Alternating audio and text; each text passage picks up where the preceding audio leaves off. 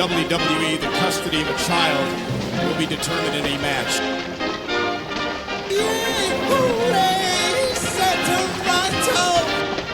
Oh, I knew he was going to do that. Hulk Hogan is a jabroni Hollywood blonde, but my boss, Mr. McMahon, is not jabroni. Get a horse or something, fool. Put that cigarette out. Will you stop?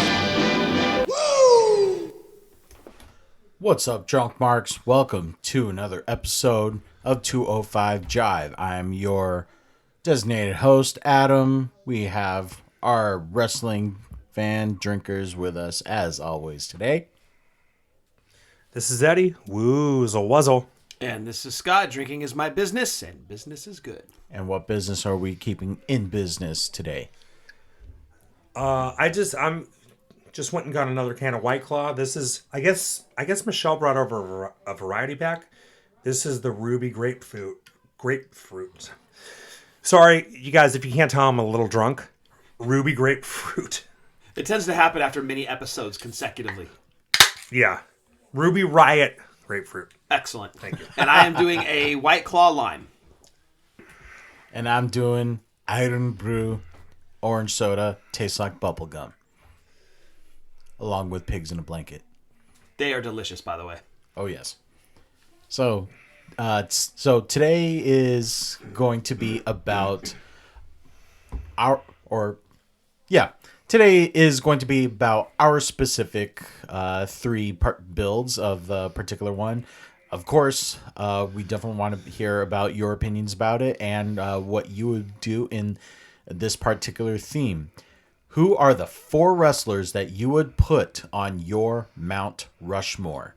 I think the agreed upon rule was that it has to be 4, but to each of our own, it could be whatever the parameters may be as to who was first, who was the best, who had the biggest impact. Our individual parameters. A lot of you're probably not going to agree with us on some of them, and some of these you will. But again, you have a different impact from different wrestlers, and you would assemble your own Mount Rushmore. We definitely want to hear those. But for this episode, we have our 3. Who wants to be the first to go over theirs? I want to go last. Okay. That's fair. All That's fine. I will go first. So Sounds good. I built my Mount Rushmore based on guys that have kept the wrestling business going and moving forward over the last 50 plus years. So my Mount Rushmore consists of Bruno Sammartino, the immortal Hulk Hogan, Stone Cold Steve Austin, and Vince McMahon. Bruno, basically because he was from the 60s to, part into the 80s, was a mainstay in the WWF, multiple title reigns spanning many years. Hulk Hogan, goes without saying, Hulkamania. Wrestling doesn't move forward in the 80s without the birth of Hulkamania and the genius of Vince McMahon. Stone Cold Steve Austin, I think, along with the Attitude Era, was definitely a big part of it. But Stone Cold Steve Austin, I think, single-handedly saved the WWF from going under and getting overtaken by WCW. What a weird world we would live in if WCW had actually won that war. Ew. It's weird to think about, right? But without the rise, the ascension of Stone Cold Steve Austin and his popularity, I don't think WWF survives that storm that WCW was bringing on. And finally, Vince McMahon. Despite what you think about Vince back then or current day, whatever practices he might have used to move the wrestling business into the vision that he saw, namely pay-per-view, television deals, making it a publicly traded company, all of these things were in his mind, and he just needed to put it into motion. So whatever you think about what he did and how he got to where he is currently, you can't deny his genius. Call him a madman, that's fine. But when he bought the company from his dad, he took wrestling to where it is today. Without his vision, who knows what the state of wrestling is. He took it from a territory-driven system into a global phenomenon. And they have been the clear number 1 since they knocked WCW out of commission in 2000. So those 4 guys are my Mount Rushmore, strictly based on guys that have kept the business running and at a high level the past 50 years. Okay, you know what? I would like to weigh in on your Mount Rushmore. Sure. Yeah, that's where this gets good. Right. Hogan, I have nothing to say because he's going to be on mine. Spoiler. Right? Okay. Like, he's just like, he should be on everyone's. Like, if you have Mount Rushmore, Hogan's got to be in it. Unless you have right? a high flyers Mount Rushmore. Well, I mean, if you have some silly ass, and we'll get into this when we get to mine, but that's where you get into a whole thing about The definition of Mount Rushmore. And I'll yes. talk about that soon. But I really honestly don't have anything to say about Hogan. Bruno, I don't think I would have thought of him, but it would have been an oversight on my part. Bruno was one of the things a lot of people don't realize about Bruno is that he was one of the not the first, but like the first in a long time guys to become like a nationally recognized star. Yes. Right? Because you had Gorgeous George in the 50s. I want to say he started in the late 40s, but into the 50s anyway. Mm-hmm. And he was one of the guys who, like, I mean, he would go like on primetime TV on the networks, right, and wrestle. And like my grandparents went and saw Gorgeous George. My grandma loved him, and he was that level. Bruno was kind of like the next guy to come along, and there were a few people before Gorgeous George, like Pat O'Connor or whoever the fuck, right.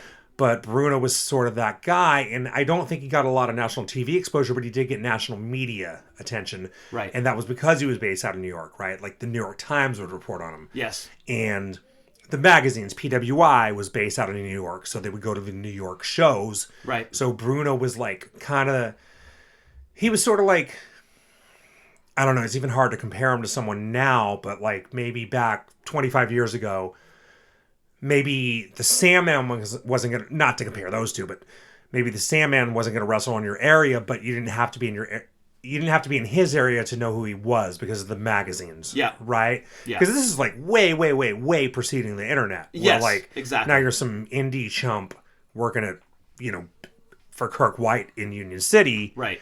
And people are going to know about you because of the internet. This is like way before that. So Bruno, it was very much a right place, right time. Oh, for and it sure. was also very much a well, I know Vince's dad. So one of the things I've heard about that was Vince Sr. part of why he would pick these ethnic quote unquote guys to be like the big shots was because the mainstream newspapers, besides Bruno, didn't want to report on wrestling because they were like, oh, it's wrestling, it's stupid. But the what do you call it? The other language newspapers would report on, right? So like the Italian newspaper from Pittsburgh would report on Bruno, which would get a lot of circulation. Or the Polish newspaper would report on Putski. Yes. Right? And Pedro Morales was a big and name Pedro, back then, so the too. Spanish language newspapers would report on them. So he could get a lot of, I guess you'd call it like semi-mainstream press. Like it wasn't the New York Times or the Post or anything like that, but it would be like the largest circulated newspaper in these languages. So Bruno's like, he's like on a level at the time, he was untouchable. Nobody was even close to that guy. And he was a big deal for a long time. He carried that company on his back for... He really did, literally. I mean, what? Fuck, like 20 years. Yeah. Yeah. Yeah, like literally carried on his back to the point where he broke his neck. Yes. In a match, and then still came back too soon and wrestled. So, right. Yeah, for that reason, he is absolutely 100. Now, don't get me wrong. I couldn't name many Bruno Sammartino matches aside from the ones that everybody else knows. Right. When I started watching wrestling in '85, Bruno was almost an attraction. Right. I remember his son had come in, David Sammartino, to wrestle at WrestleMania 1. Couldn't cut the mustard. Right. Bruno stuck around as a commentator, the occasional wrestler. I'm not going to claim to know that I've seen a ton of Bruno matches or whatever, but based on what he did for the WWF and WWF, he's definitely earned a spot on my Mount Rushmore. Right. For me, he was almost more of an announcer with like a goofy accent. Yes. Like that's what I remember him for most. Yeah. Yeah, not much personality because you'd get Jesse Ventura and you're like, oh, this guy's way better. But like as a kid, what do you know? Exactly. Yeah. Okay, Adam, you're up. All right. I'm sure I'm going to turn some heads on this one. I, too, also have Hulk Hogan on my Mount Rushmore. Well, what are your parameters for your Mount Rushmore? Oh, right. All right, so I have a superstar that is powerful or like what I believe is the strong superstar. I have a superstar that is bigger than wrestling. have a superstar that can change the game or change the face, and you could still keep keep your particular industry going. I also have one that shows what or the complete package of everything that that wrestling can be, and showing that everybody definitely has a chance with the hard work going into it. Okay. Hulk Hogan is my powerful superstar that applies. My superstar that is that would also be like strong in the ring and bigger outside the ring. So the overall entertainment factor is embodied in The Rock. Can't argue with that. Yep. The superstar that I have that can change the game while still keeping the industry going would be Stone Cold Steve Austin. The superstar that I have that shows everything that wrestling can be, and that a hard worker, or that any hard worker can be a wrestler, I'm going to go with Lita. Wow. Okay. Yeah. All right. Very good. I like it. Yeah. So, I mean, all right. So, yeah, The Rock, just his rise to stardom with, like, within the company, and then just everything that he has become outside of it while still holding on to his roots. I think that shows that you could be a great wrestler in the ring and a better person off the ring. That should be the goal with any public platform that you have. And I think he has very much embodied that and just embraced that in so many ways. Austin with, starting with King of the Ring, I would say like a real 180 into what became the Attitude Era, and just like changing the game of instead of like just or making the gimmick of a badass wrestler. Really the first anti-hero. Yeah. Like, he was kind of the first guy that was supposed to be a bad guy that the fans were supposed to boo. But because he was so charismatic and had a great gimmick, the fans just cheered him. So he became an anti-hero. Yeah. In that case, I would say he would be the game changer while still keeping WWF and WWE going, and especially someone who's going to be referred to no matter how many wrestling platforms there are outside of WWE. I mean, Austin is going to be an influence of so many that are currently in the ring, and that that will be in the future. I would this one to choose Lita over the ones that I was arguing with was Lita, Trish, or Becky Lynch.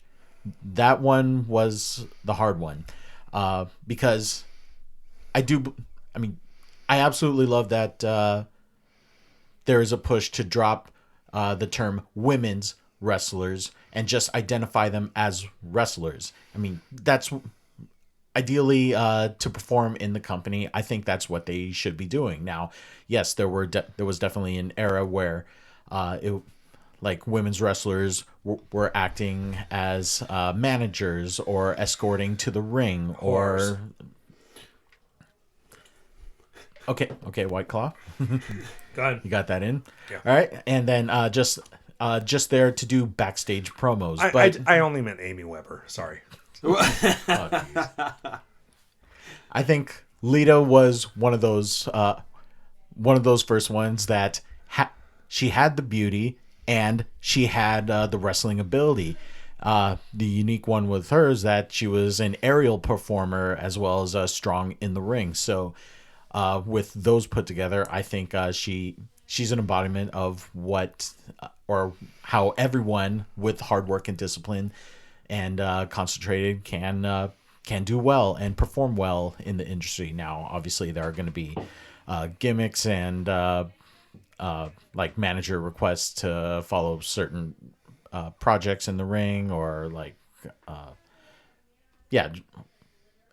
gimmicks pretty much covers it, and like some are going to be okay, and some others will attach to, but just on the sake of women's wrestlers, which by the way is killing right now and is also a Absolutely. main reason why I'm still watching. I mean, that she's the start of or like a lot of the wrestlers that are there now are there because of Lita, because of Trish. And Right. yeah. And so I believe that kind of impact definitely deserves recognition on my Mount. That's a good one. I would not have thought of that. I can't argue with it. Yeah, I can't argue with it, but like that was good because that came out of nowhere for me. Like I never would have thought of that. So okay, I'll give you mine, but I want to start this off by saying Mount Rushmore is stupid. Okay, With the actual Mount Rushmore, stupid. well they didn't Just the finish number it. of 4? Well, yeah. Lincoln's head is still like kind of like max headroomy, right? Like it's not done. Okay. So yeah, I guess it's stupid. You could only do so much with a humongous rock. Yeah, well, I mean, everyone else's head looks really good, but his head's, I don't know. No, the actual Mount Rushmore is fine. Like, I would love to go to whichever Dakota it's in and see it. But no, the concept of a wrestling, it's constant, like every day on Twitter, who's on your Mount Rushmore, blah, blah, blah, blah, blah. And I've always thought it's kind of a silly, so this is a dumb podcast. I've always thought it's kind of a silly concept because it always turns into, oh, but not the Mount Rushmore of who are the biggest stars, but the Mount Rushmore of who's the best in the ring, or the Mount Rushmore of who's does the best promo, or this and that. And like you and I were talking, Scott, earlier about there's one Mount Rushmore. Like they're like the 4 best presidents. There's not like the 4 best Democrat presidents, or the 4 best Republican presidents, or the 4 best presidents from the 1800s. Like there's 4. We picked 4 and we called it good. We didn't set aside any kind of qualifications. It was just, it is what it is. But Also, it was incredibly short-sighted. Like, there's never going to be 4 greater presidents than this. Put them up on the rock. well, no, but you asked me that earlier. You Definitely were like, more have had impacts since these Yes. presidents. well, no, you asked me Yeah. that earlier. Like, well, do you think there's been anyone better? And then I was like, well, Not to take it into a political direction. no, but then I was like, I don't know who's on it. So I actually don't have an answer for that because I don't know exactly who's on it. Well, by them doing it the year that they did it, they capped themselves. Like, there could never be another face up there, and that person could have been the greatest president in the history of the United States, but they're not going to be on Mount Rushmore because they weren't born. Well, I don't know. before. I mean, like, why can't you add a 5th one? Like, it's an entire mountain. Well, sure. No, they totally So could. yeah, but anyway, the concept of a wrestling Mount Rushmore to me is sort of silly because it's always like wrestling's not baseball, right? Like you can pick who's the best baseball player of all time or the best, something like that. Like there are stats that are hard Yes. stats that like Ricky Henderson's the best base stealer of all time, right? Okay, right, but then Babe you've Ruth's got the best. pitchers, you've got hitters, Right, you've but got I mean, base stealers. yeah, you've but I got mean, like, relievers, right, like- but it's something like that, like Babe Ruth's the best hitter of all time, right? yeah. But Well, that's it. I mean, even that's arguable, but you could make 4 faces up there. for Well, okay, he's the best hitter. home run hitter of all time, right? No, that would be Hank Aaron. No, because Babe Ruth, it took Hank Aaron, I believe, like twice as many at bats to beat Babe Ruth's record. We still did. No, but I mean, he had twice as many shots to do it, Well, actually, Barry Bonds. He right? passed But up. and I think Passed Barry it, yeah. Bonds had like twice as many at bats as Hank Aaron did. Okay. You know what I mean? If you like were to go to like at bats, home runs, and average it out, like no, Babe Ruth's still the best. I Steroids think are awesome. cocaine's a hell of a drug. Anyway, so But what's the parameter for being up on the mountain, right? There's so many different directions you could take it, like you mentioned. Like that's what I'm saying. high flyers, mat technicians, Right, so- overall wrestlers, Mr. WrestleMania. So for me, I'm just going to say top guys, period. Right? And by top Okay. guys, I'm saying guys that made money, guys that people know who the fuck they are. Okay. That's it. So Shawn Michaels to me is the greatest wrestler of all time, right? He's my favorite of all time. He's not making my Mount Rushmore. Okay. Okay. Ricky Steamboat is mine. He didn't make mine either. Right. So I'm saying Hogan, Of course. right? And I dare anyone to argue with that unless you're like, oh, I'm building a Mount Rushmore of work rate. Hogan, Rock, Stone Cold. Because, I mean, those are the top 3. And I'm probably going to say, like, my number 4 is really tough. I think I'm going to say Randy Savage. And the reason I'm saying that is because still on, like, a semi-regular basis, if I just happen to... So I drive a truck at work, right? And I have like a lot of wrestling shit. I have my Eddie Guerrero fuzzy dice in the mirror. I have an Intercontinental title on the dashboard. Some Funko Pops. I have my Funko Pops up on the backup monitor. And people regularly come up to me and see it. And like a lot of people have been like, hey man, is that like a legit title belt? And I'll be like, do I look like I've ever fucking won any kind of championship? But when wrestling comes up, Randy Savage comes up. Like everybody who's even like slightly aware of wrestling is like people on the periphery of wrestling, like know Macho Man, you know? You know what the greatest part about Macho Man is? Everything. Slim Jims. Well, aside from all of those, is that Vince didn't see him as a performer anymore and stuck him behind a microphone. Randy Savage gambled on himself. Yeah, and won. And won. Yeah. He left WWF, went to WCW, and had maybe not as strong of a career, but had some of the best matches of his career. His matches with Diamond Dallas Page were incredible. He Right. reinvented himself. Yeah. He showed WWF, you made a mistake. Right. You cashed in my chips too soon, and I wasn't ready to cash in yet. You cashed them in for me, and Yeah. he went to WCW as almost kind of a middle finger, like, And he made a lot of money. yes, he did. Yeah. Yes, he did. He got paid. Yeah, totally. Good move. Yeah. Yeah, Macho Man is that guy. He's kind of like everybody, like people I work with or whoever who don't watch wrestling know Macho Man. Part of it is the Slim Jim commercials, to be fair. Well, sure. But a lot of people just like, even if you saw wrestling one time 25 years ago when you were 8 years old and you saw Macho Man, he left that kind of an impression on you. Sure. You know, and there are a couple guys like Ultimate Warrior's like, he might be like number 5 as much as I fucking dislike Ultimate Warrior. Yeah, but he didn't have the longevity. That's the no, one not at knock all. on him, is he was a really a stop and go type Well, character. he- He had the run, but then everything after that was so sporadic and stop and go and stop and go. Right, well, he was like very unprofessional. Also, he was a one-trick pony, you know? Kind of, sort of. Yeah, he was one of those guys, he could do one thing fairly well, and that was it. But Macho Man was fucking great. Like, everybody knows Macho Man. Like, he's like, there are a handful of guys. I mean, even like Cena. I mean, I could actually make an argument that Cena should be number 4. Sure. Undertaker as well. But just because Cena's still out there, you know what I mean? Like, Cena's still he's still active. He's like not actually retired, and now he's in a Fast and Furious movie. So he's still kind of putting himself out there. So he's still well known, but Macho Man's like long dead. Right. And long retired. But people still talk about the Macho Man. So I'm saying Hogan, Stone Cold, Rock, Macho Man. And, you know, going back to my Mount Rushmore, I had Vince on there. I don't want to just look at Vince, the guy that built WWF after he bought it from his father. Right. During the Bobby Heenan episode, we talked about what a performer Bobby Heenan was. Yeah. As an all-around performer, you could really say the same thing about Vince. Not to the level. Oh, totally. Not to the level as entertaining as Bobby Heenan was, but But did the same had the shit. ability to do it all. Right, and was probably I wouldn't say he's a better worker in the ring. He was kind of stiff. He was but shitty. He wouldn't do anything that he wouldn't ask his talent to do. Right. You know what I mean? If he wanted Totally Mankind, agree. he didn't jump off the top of a cell, but he fell off the side of a cage through a table. So when he was the heel, or even now when he comes back, his promos are as good as anyone's. Yes. Right? He could show up tomorrow and he can cut a promo that'll be the best promo of the year. And pop a rating. Right? Exactly. As a wrestler, he was stiff. but he wasn't only stiff, he was like awkward. Like he's not an Well, yes. athlete. Like he's No. a big body guy. His match but he's against not. HBK at 22 is a prime example of Right. that. Just Everything stiff he and did. awkward. Yeah, everything he did looked awkward. Yes. So like he was not a Heenan worker on that level. But he still bled like But a he could- madman. But he would get in there. He would get in there and work. He would work as hard as anyone. Yes, he you know? would. Yes, he would. And I've actually always thought he was underrated as a commentator.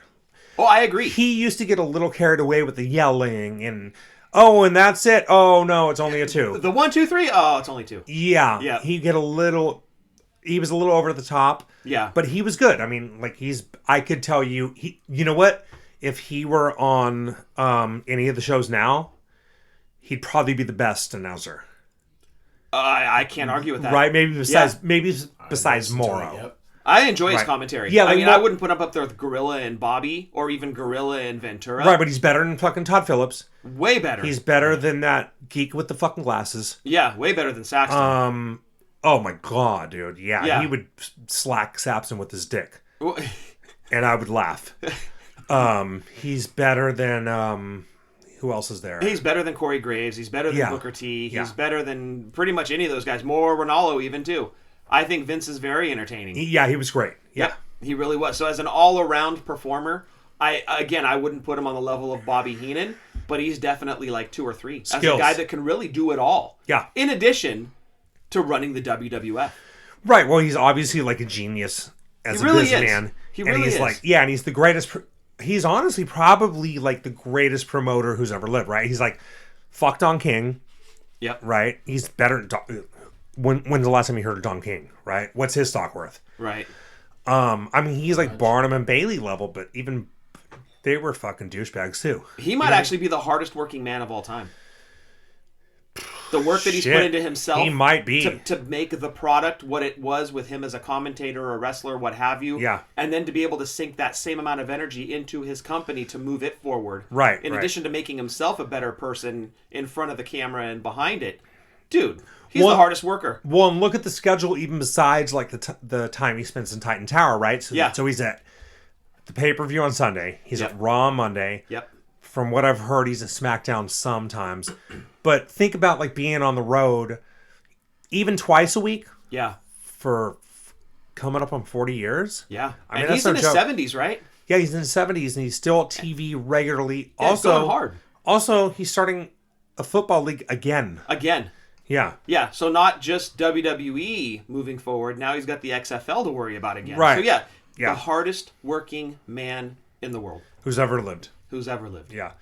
Should we blow him if we ever meet him then after this? It might be appropriate. Adam, that's going to be your job. Ed and I'll watch and take pictures. Yeah, we just did it kind of like metaphorically. Yes. Yeah. I mean, there has been the Kiss My Ass Club. Yeah, this is true. Yeah, this is true. You're going to join the Kiss My Dick Club. Yeah, this is the Fillet My Dick Club. Dear God.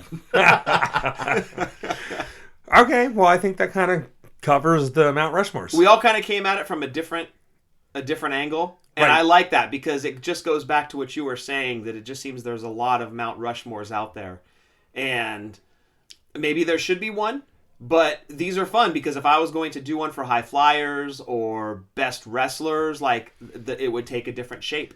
So what if Vince bought the actual Mount Rushmore and recarved it into a wrestling Mount Rushmore? Or he his family. Like, do you think he has the money for that?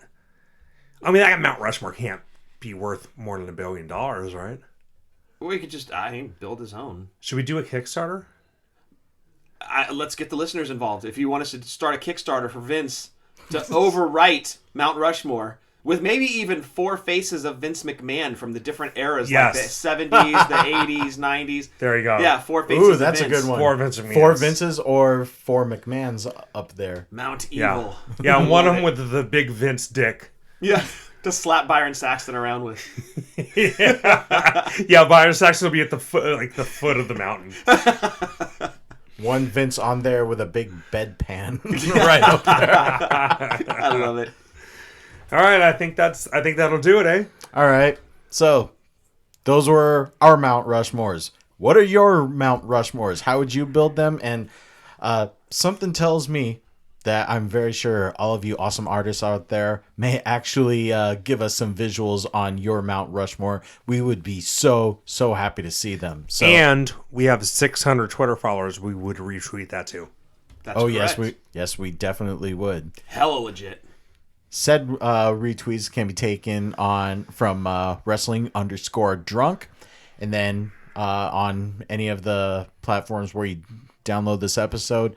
We want those reviews. We want those ratings, so we can make sure that this awesome wrestling adventure that we have continues to go, and we'll be happy to entertain you all with many drinks and many more stories to come. So, with Eddie and Scott, my name is Adam. Just want to remind you all to watch wrestling responsibly, enjoy your buzz, and drink like nobody is watching. 1, 2, 3, Mount Rushmore! Cheers.